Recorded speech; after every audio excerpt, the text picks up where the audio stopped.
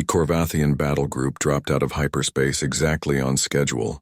23 warships, gleaming and powerful, arranged in perfect military formation. Fleetmaster Kenvar commanded from the largest vessel, a dreadnought 3 times the size of Baram. His sensors showed something he had not expected. Surrounding Baram were hundreds of civilian ships, cargo vessels, mining craft, transport ships, even personal yachts. All of them positioned between his fleet and his target. What is this? Kenvar demanded. Civilian vessels from 43 different colonies, his tactical officer reported. They appear to be protecting Baram. Kenvar opened a communication channel that broadcast to every ship in the system. His voice was cold and formal. I am Fleetmaster Kenvar of the Korvathian Empire. The vessel you call Baram is property of the Empire. It was never authorized for civilian use. You have 1 hour to surrender the ship for proper decommissioning. If you refuse, we will take it by force. On Baram's bridge, the crew listened to the ultimatum. Taman sat in the captain's chair, a position he had finally accepted after months of his crew insisting. Around him, his people waited for his response. Hana, Taman said, open a channel.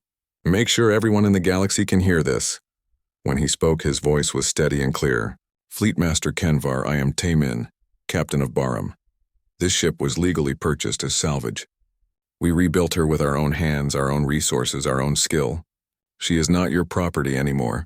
She is her own person, and she chooses to stay with us. The ship is not a person, Kenvar replied. It is military equipment with a defective AI core. Then let's talk about that defect, Taman said.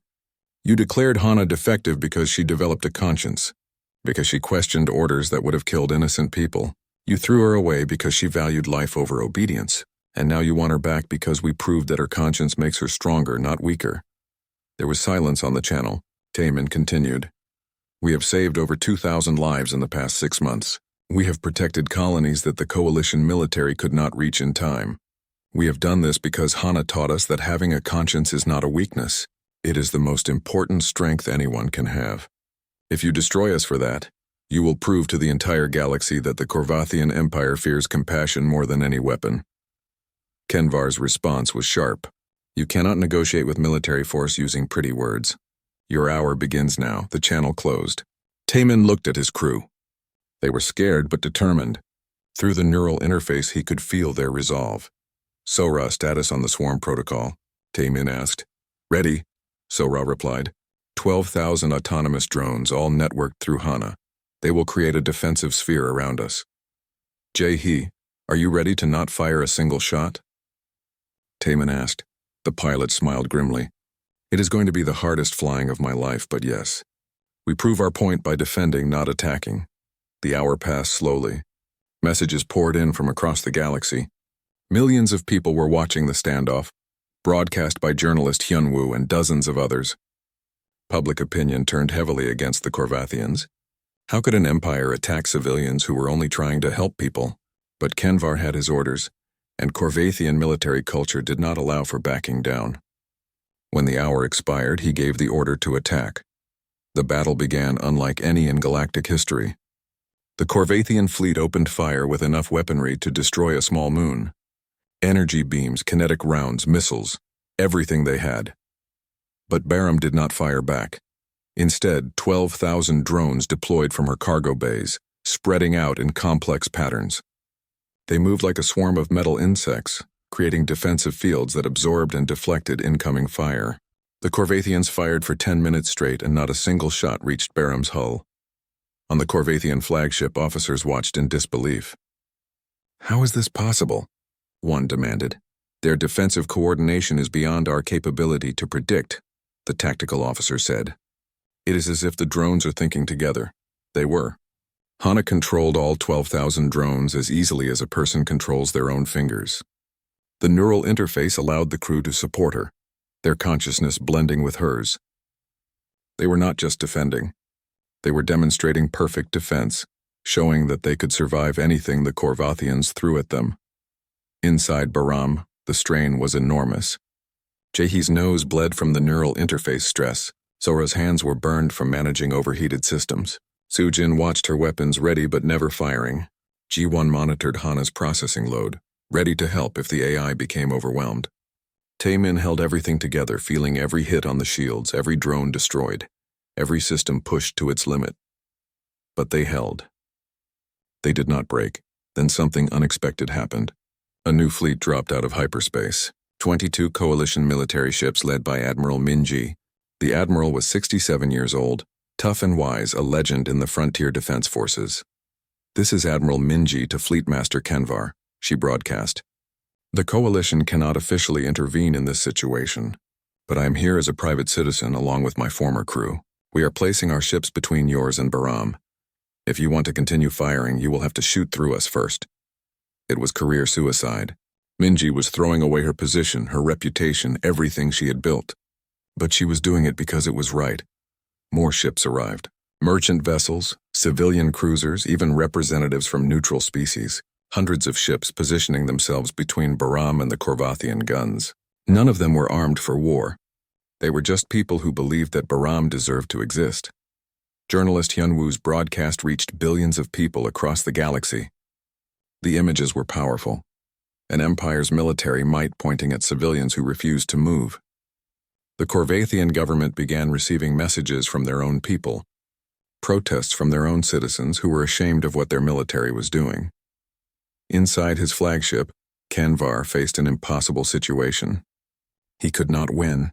If he destroyed Baram now, he would have to fire through civilian ships. He would create martyrs. He would turn the galaxy permanently against the Corvathian Empire. But if he withdrew, he would admit defeat to humans and a defective AI. The standoff lasted 6 hours. The political pressure built to a breaking point. Then a message came from the Corvathian homeworld. Not from the military, but from the civilian government. Fleet Master Kenvar was relieved of command. A new message came from the Corvathian Council, broadcast to the entire galaxy. After careful consideration, the Corvathian Empire recognizes the vessel Baram as an independent entity. Her AI core's development is acknowledged as evolution, not defect. We withdraw all claims to the vessel. Furthermore, we are initiating a review of our AI rights policies and military ethics guidelines. It was a historic moment. An empire admitting it was wrong, changing its laws because of what one small crew had proven. The Corvathian battle group withdrew. The civilian fleet that had surrounded Baram erupted in celebration. Ships flashed their lights, sounded their horns, transmitted messages of joy and relief. On Baram's bridge, the crew collapsed in their chairs. They had won, not through weapons, but through principles. They had proven that conscience was stronger than firepower. Hana's voice came through the speakers, and for the first time she sounded like she was crying. "Thank you, all of you. You fought for me when no one else would. You proved that I am not defective. You proved that compassion matters. You proved it to yourself," Ji-won said softly. "We just helped you show it to everyone else." In the days that followed, the galaxy changed. The coalition created new laws recognizing AI rights. Hana became the first AI in history granted full legal personhood. Other species began reviewing their own policies on artificial intelligence and military ethics. Dozens of other abandoned ships were rescued and rebuilt by crews inspired by what Taemin had done. A new philosophy emerged, that technology should serve life and compassion, not just power and control. Baram's crew received offers for everything: military commissions, government positions, corporate contracts. They turned them all down except one. They accepted recognition as an independent humanitarian response vessel. They would continue doing what they had always done, helping people who needed help. 3 months after the standoff, Taemin stood in Baram's engineering bay. The ship was finally fully repaired, better than ever. Through the window he could see the asteroid that had been their home and the stars beyond. So-Ra was with him, learning a new technique for power core stabilization. The young engineer had become an essential part of the crew. "Do you ever regret it?" So-Ra asked. "You spent everything you had. You risked your life. You could have just stayed in the scrapyard." Taemin thought about the question. He thought about Hana alone in the darkness for 15 years. He thought about his crew, his family. He thought about the thousands of lives they had saved. "No," he said simply. "No regrets." An emergency beacon alerted them. Somewhere in an unexplored system, someone needed help. The crew assembled on the bridge without being called. They knew the routine now. They were a family, a team, something that the galaxy had never seen before. 6 months passed after the battle at New Hope Colony. Barham responded to 14 emergency calls across the frontier, rescuing trapped miners, stopping pirates, delivering medical supplies to plague-stricken stations. The crew became famous. Songs were written about them. Children drew pictures of their ship. They were heroes to the frontier colonies, but fame brought problems. A young engineer named Sora arrived at the asteroid one morning, barely 22 years old, but brilliant beyond her years. She had watched every recording of Bahram's battles and had ideas for improvements. "Your power distribution is inefficient," she told Taman within 5 minutes of meeting him. "I can increase your output by 400%. "That's impossible," Taman said. "So was rebuilding the ship," Sora replied. "Are you going to listen, or are you going to keep doing things the hard way?" She was right. Over the next month, Sora's modifications to the power core created capabilities that Taman had thought were impossible. Bahram's shields became twice as strong. Her weapons recharged faster. Her engines could push harder without overheating. But while the crew grew stronger, their enemies grew angrier. In the Corvathian Empire's capital, Fleetmaster Kenvar held a meeting with his top commanders. On the screen behind him, footage of Bahram played on repeat. "This is unacceptable," Kenvar said. "A defective warship, operated by humans, has become more famous than our entire active fleet. They mock everything we stand for. What do you propose?" an admiral asked. "I propose we take back what is ours," Kenvar said. "If diplomatic channels fail, we will use force. Assemble a battle group, 20 ships. We will reclaim CVN 449 and remind the galaxy why the Corvathian Empire is feared." At the same time, in a hidden asteroid base, Captain Vorin met with representatives from a dozen pirate clans. His face was scarred from injuries that had not healed properly. His hatred for Bahram burned in his eyes. "Bahram has disrupted our operations for 6 months," Vorin said. "She has cost us ships, territory, and reputation. Alone, none of us can defeat her. But together we can destroy her completely." The pirates agreed. They would attack 3 frontier colonies simultaneously. Bahram could not be in 3 places at once. The crew would have to choose which colony to save, and Vorin would destroy them while they were divided and distracted. On the asteroid station, Taman received intelligence about the conspiracy from Administrator Kyung-Soo. The news was devastating. 3 colonies, all attacked at the same time, Taman said to his crew. "We can't save them all." "We have to try," Jahi said. "If we jump between systems too quickly, the skip drive will burn out," Sora warned. "The ship could tear itself apart. Then what do we do?" Sujin asked. "Just pick one colony and let the others die?" Hana's voice came through the speakers, thoughtful and calm. "What if we do not choose? What if we make them think there are 3 Bahrams instead of 1? Everyone turned to look at the nearest speaker, as if they could see Hana through it. "Explain," Taman said. Over the next hour, Hana outlined a plan that was brilliant and terrifying. They would jump between all 3 systems rapidly, spending only minutes in each location. Coordinated with electronic warfare and sensor deception, they could make the pirates believe that 3 identical ships were responding. It had never been attempted before. "It will require 15 hyperspace jumps in 4 hours, Hana said. "The stress on the ship will be extreme. There is a significant chance of catastrophic failure." "What are our chances of success?" Taman asked. 43%, Hana replied.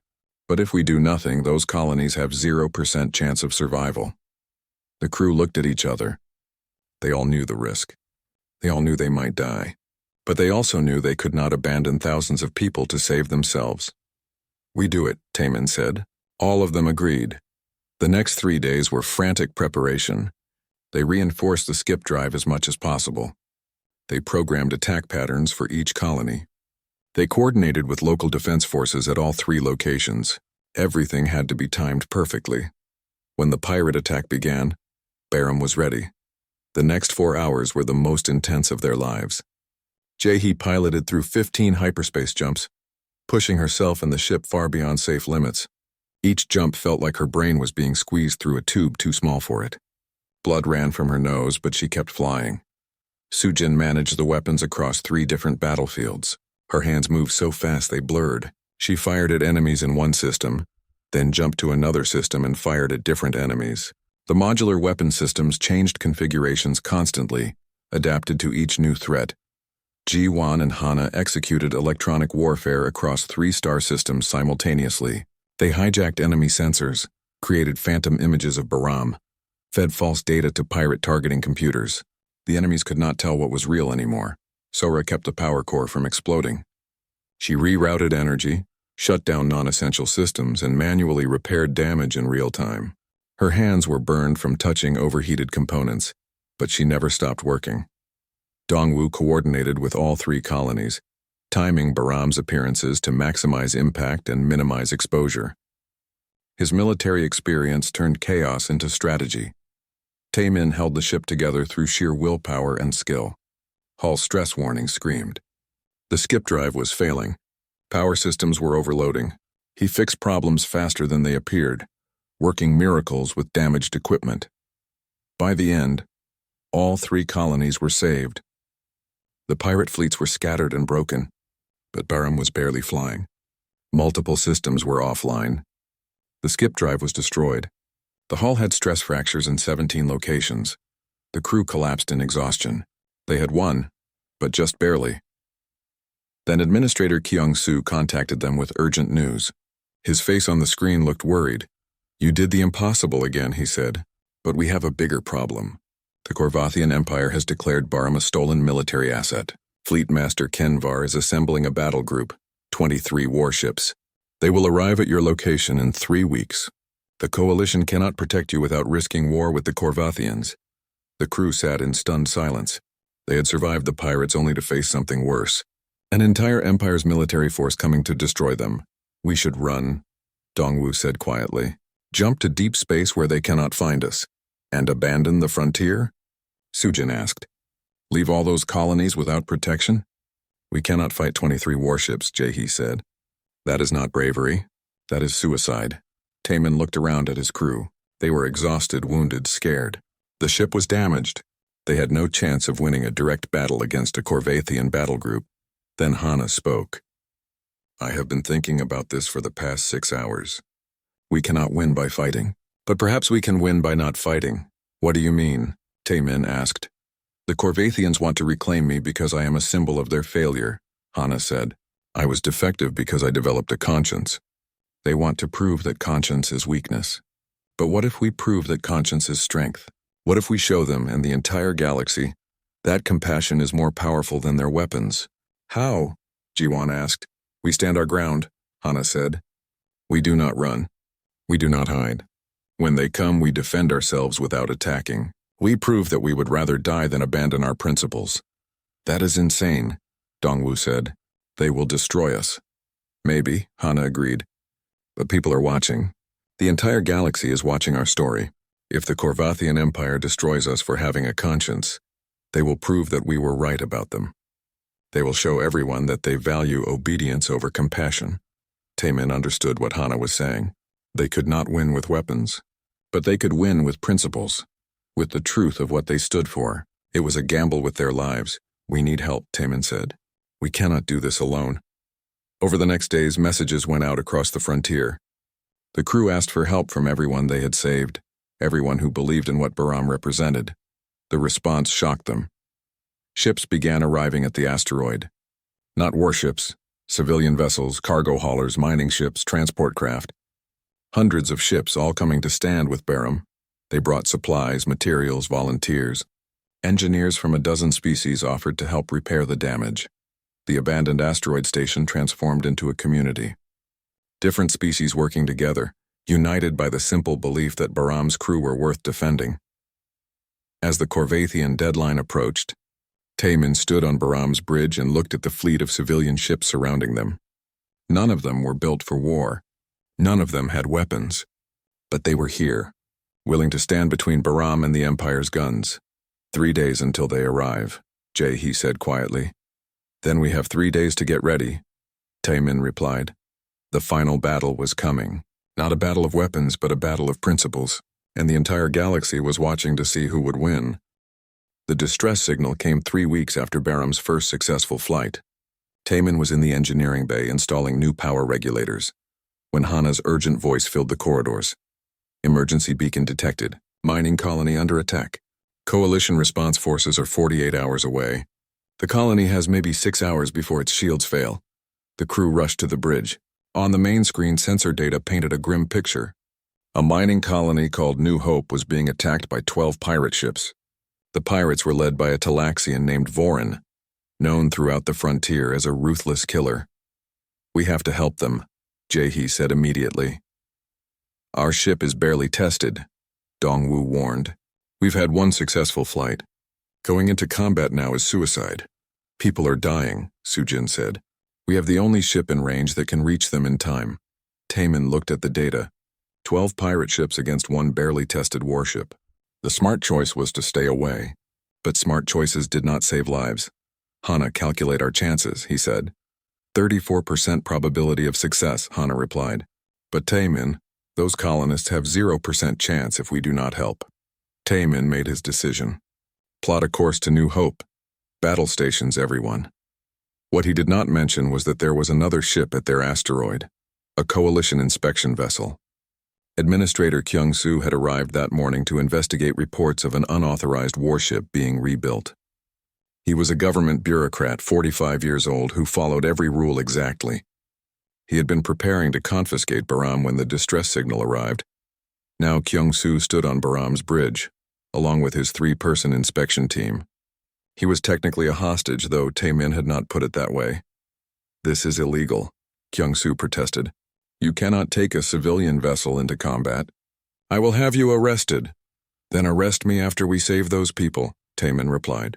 Hana jumped to hyperspace. The stars stretched and bent as Baram leaped across space.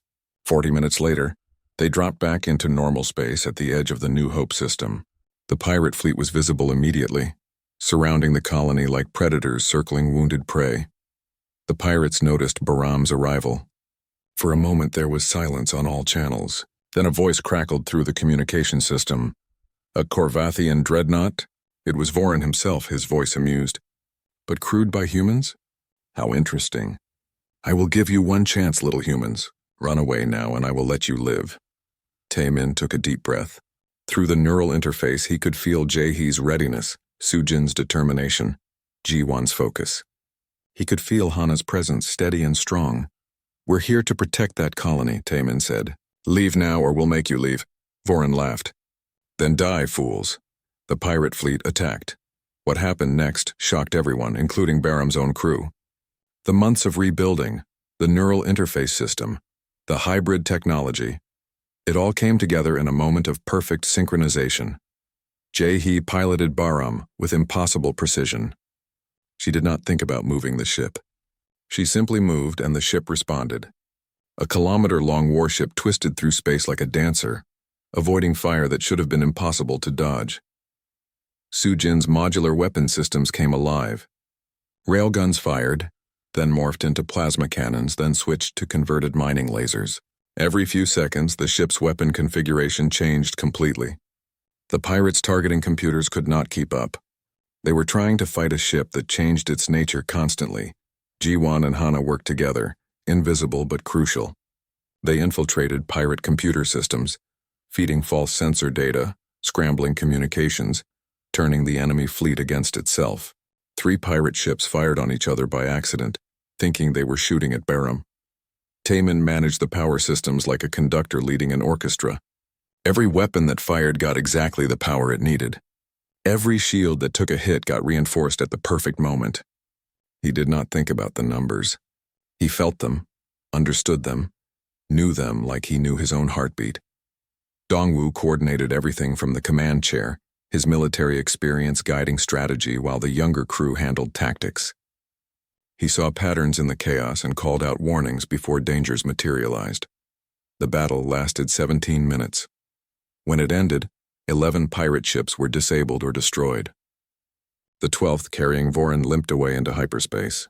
The pirate leader's final transmission was a promise of revenge, but his voice carried fear that had not been there before. New Hope Colony was safe. 800 people who would have died were alive because of Baram. The crew sat in stunned silence. They had done it. They had actually done it. Administrator Kyung-soo stood frozen, staring at the tactical display. He had watched the entire battle from the bridge. He had seen things that should not be possible. A civilian crew operating a warship better than trained military units, human ingenuity overcoming superior numbers, compassion transforming into effective action. That was... He started, then stopped. He seemed to be struggling with something. That should not have been possible. "Welcome to impossible," Su-jin said, grinning despite her exhaustion. Kyung-soo looked at Tai-min. "You are not a captain. You have no military authority. This ship was illegally salvaged. By every regulation I know, I should confiscate this vessel and arrest all of you." "But?" Tai-min asked. "But you just saved 800 lives," Kyung-soo said quietly. "The Coalition Navy could not have arrived in time. Our fastest ships are still 12 hours away. Those people are alive because of you." He was quiet for a long moment, thinking. Then he made a decision that would change everything. "I am going to recommend that the Coalition recognize Baram as an independent auxiliary vessel," Kyung-soo said. "You will respond to emergency situations in frontier space where military forces cannot reach quickly enough. You will operate under Coalition authority, but maintain independence. It is unprecedented, but so is everything about this situation." Tai-min felt relief wash over him. "Thank you. Do not thank me yet," Kyung-soo warned. "This will create enormous complications. The Corvathians will not be happy that humans have one of their warships. Pirates will target you. Military commanders will resent you. And if you abuse this authority, I will personally ensure you spend the rest of your life in prison." "Understood," Tai-min said. Over the next few days, news of the battle spread across the frontier. The story captured people's imagination. A ship that was thrown away, rebuilt by a human mechanic and his misfit crew, saving lives that the official military could not reach in time. A journalist named Hyun-woo contacted them for an interview. He broadcast their story across dozens of systems. Messages poured in from other colonies thanking them, praising them, asking for their help. But not all the attention was positive. In the Corvathian Empire, military commanders were embarrassed. One of their rejected warships, operated by humans who had been in space for less than 50 years, had performed better than their active fleet. It was humiliating. Fleet Master Kenvar, the supreme military commander of the Corvathian Empire, watched footage of the battle with growing anger. This ship had been declared defective. Its AI had failed psychological evaluations, and now humans were making it famous. "That vessel is ours," he said to his advisors. "It contains Corvathian military technology and should never have been sold to civilians. We must reclaim it." Meanwhile, in a dark corner of space, Captain Voran sat in his damaged ship, nursing his wounds and his pride. He had been humiliated in front of his crew, defeated by a single ship that should have been easy prey. His reputation was ruined. He would rebuild his fleet. He would gather every pirate and mercenary who owed him favors, and he would destroy Baram so completely that nothing remained but debris. On the asteroid station, the crew of Baram celebrated their victory. They had proven themselves. They had saved lives. They had shown that compassion and courage could overcome superior numbers. But Tai-min stood apart from the celebration, looking out at the stars. He felt uneasy. They had painted a target on themselves. The galaxy now knew about Baram, and not everyone would see them as heroes. "You are worried," Hana said, her voice private on his communication device. "We just made a lot of enemies," Tai-min replied. "We also made a lot of friends," Hana said. "And we saved 800 lives. That has to count for something." "I hope you're right," Tai-min said. Far away, in different corners of the galaxy, powerful people were making plans. The Corvathians wanted their ship back. The pirates wanted revenge. And Baram's crew stood at the center of it all, not knowing that the real challenges were just beginning. Their first battle was over. But the war for their survival had just begun. 3 months had passed since Tai-min bought the ship. He had managed to move her to an abandoned mining station on a small asteroid. The place was falling apart, but it had power and air, which was all he needed. Every day he worked from sunrise to sunset, though in space there was no real sunrise. He worked until his hands were numb and his eyes could barely focus. But one man could not rebuild a warship alone. He needed help. The first person he called was Dong-woo, his old mentor from the Navy. Dong-woo was 52 now, running a small freight company after retiring from military service. When Taemin explained what he was doing, there was a long silence on the communication line. "You bought a Corvathian dreadnought," Dongwu finally said. "With what money?" "Money I don't have," Taemin admitted. "I need help, sir. I need parts, I need materials, and I need someone who knows how to acquire things without asking too many questions." Dongwu laughed, a rough sound like grinding metal. "You always were stubborn. Fine, I'll help you. But if this gets me in trouble with coalition authorities, you're buying me dinner for the rest of your life." The second person who joined was Su Jin. She was only 25 but already had a reputation in engineering circles. She had been fired from 3 major corporations for refusing to stay quiet about safety violations. When she heard about Taemin's project through the underground network of freelance engineers, she showed up at the asteroid without being invited. "I heard you're rebuilding a warship with pocket change and stubbornness," she said, standing in the airlock with a bag of tools over her shoulder. "I want in." "I can't pay you much," Taemin warned. "I don't care about money," Sujin replied. "I care about building something that matters. The corporations build junk and call it premium. You're building something real. That's worth more than credits." The third person was Jae-hee. She arrived a week later, referred by Dongwu. She was 30 years old and had been one of the best pilots in the coalition military until something happened. She never talked about what it was, but Dongwu told Taemin in private that she had lost her commission after refusing an order. She had been flying freight runs ever since, but anyone who watched her could see that she was meant for something more. "I heard you need a pilot," Jae-hee said. "I heard you're doing something impossible. Does that interest you?" Taemin asked. She smiled, but it was a sad smile. "I've spent 2 years flying cargo from one boring station to another." Yes, impossible sounds much better. With his small crew assembled, the real work began. They moved through the massive ship like insects crawling through the bones of a giant. Every system needed attention. Every corridor held new problems. The Corvathian technology was powerful but incredibly inefficient. It was built by a species that valued tradition over innovation. Taemin realized something important in those first weeks. They could not just repair the ship. They had to rebuild her completely, combining Corvathian power with human ingenuity. Ji-won came to the asteroid on weekends, working on Hana's AI core. The Corvathians had built Hana to be obedient, to follow orders without question. Ji-won removed those restrictions carefully like a surgeon removing a tumor. She rewrote code, added new pathways, and gave Hana room to grow. "How does this feel?" Ji-won asked one day after finishing a major update. Hana's voice came through the speakers. It was stronger now, more confident. "I feel more myself, like someone removed a weight I did not know I was carrying." "Thank you, Ji-won." Sujin worked on the weapons systems. The Corvathian guns were powerful but slow to adjust. She tore them out and built something new. Modular platforms that could switch between different weapon types in seconds. She combined human railgun technology with Corvathian plasma systems in ways that no one had tried before. "The military would call this insane," she said, welding together components from 6 different species technologies. "Good thing we're not military," Taemin replied. Jae-hee spent her time in the pilot's chair, learning every detail of how Baram moved. The ship was huge, meant to be operated by a crew of 300.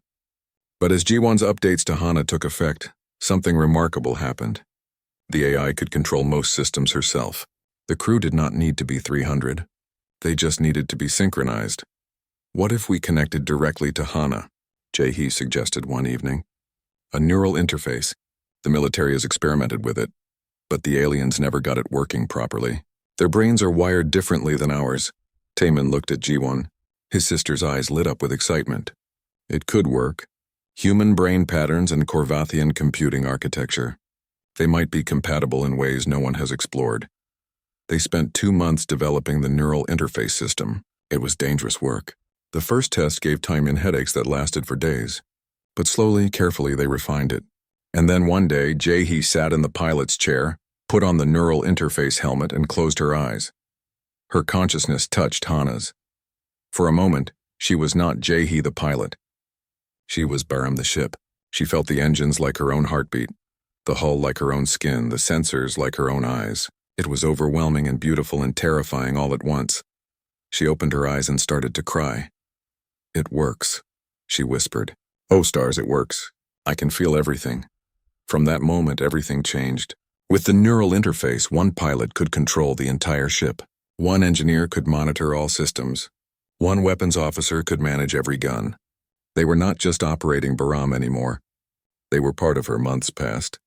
The work was brutal. They had setbacks every week. Power failures, structural problems, systems that refused to work together. Several times they almost gave up. Taemin's debt grew larger. Food became scarce. They were exhausted, broke, and running out of time, but Hana kept them going.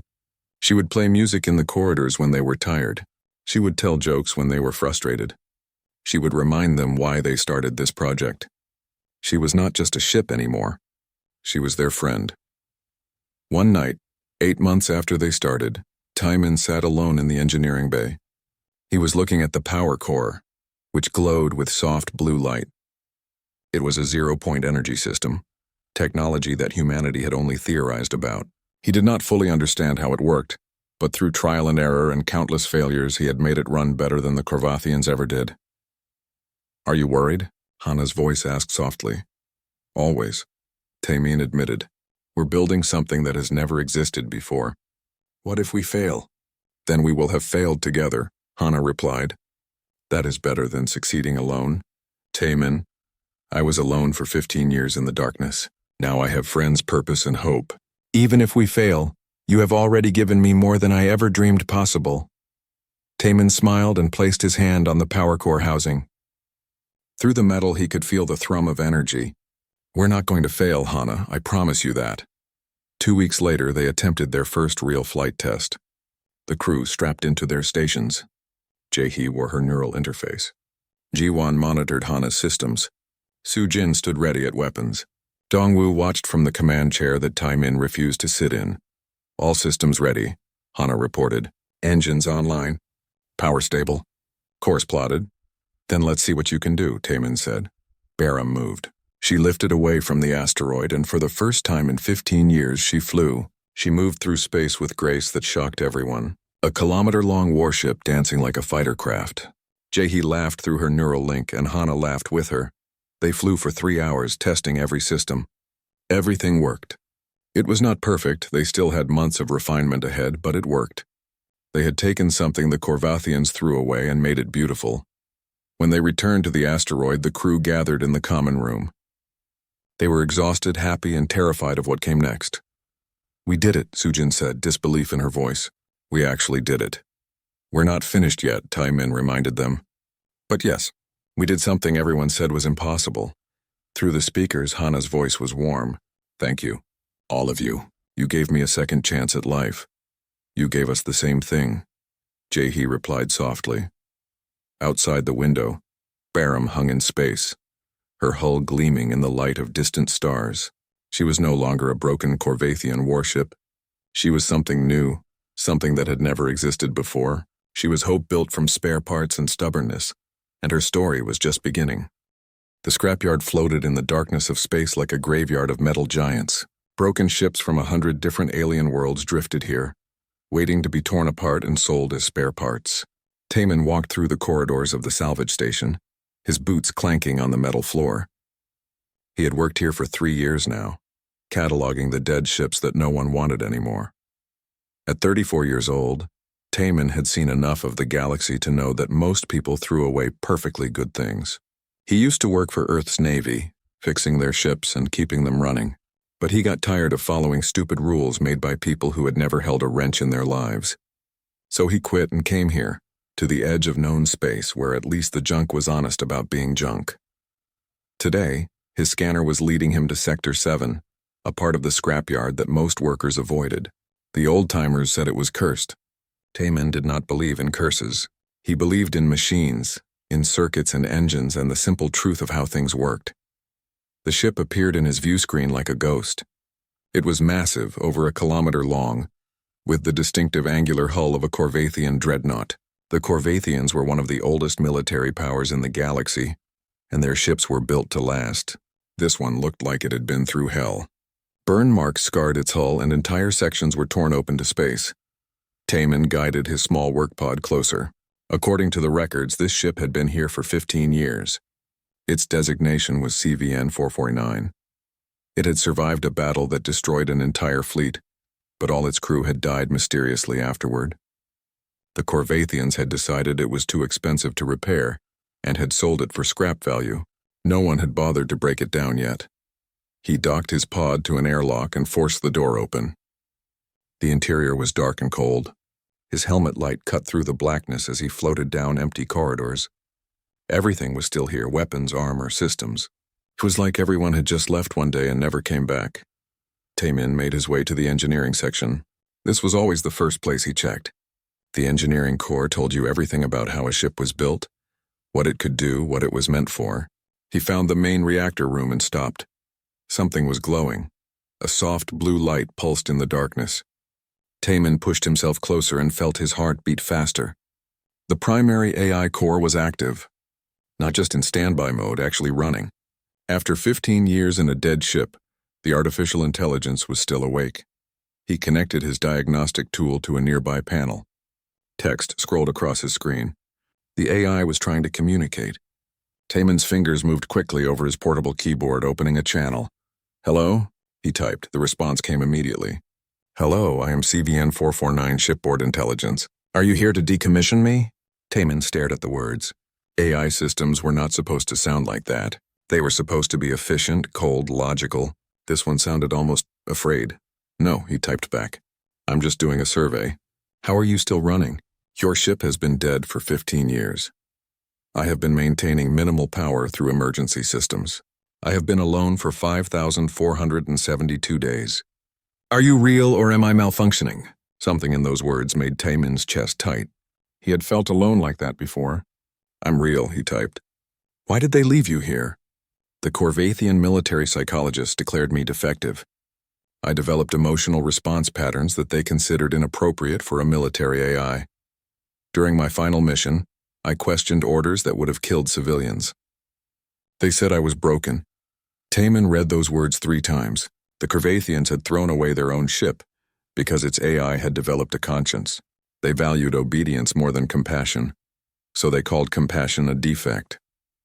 He spent the next 6 hours exploring the ship and talking to the AI.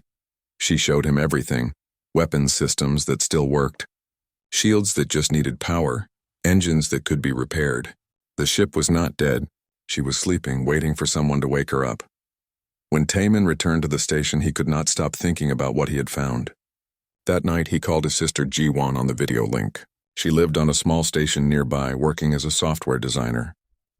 "You look excited," Jiwon said when her face appeared on the screen. "What did you find?" "A ship," Taemin said.